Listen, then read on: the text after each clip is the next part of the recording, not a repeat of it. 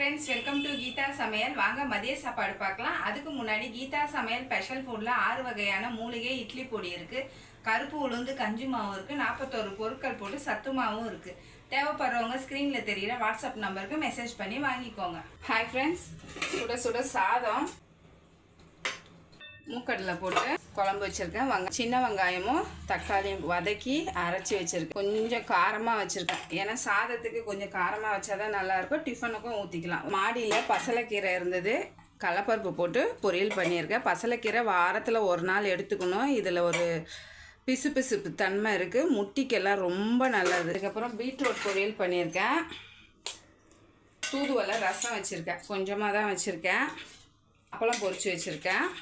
தயிர் போட்டு வச்சுருக்கேன். பெரியவனுக்கு மட்டும்தான் ஸ்கூலு ஃபுல் டே, அதனால் அவனுக்கு தக்காளி சாதம் செஞ்சு அப்பளம் பொரிச்சு கொடுத்தேன். காலையில் டிஃபன் வந்து சம்பா கோதுமை உப்புமா செஞ்சேன். அதுக்கு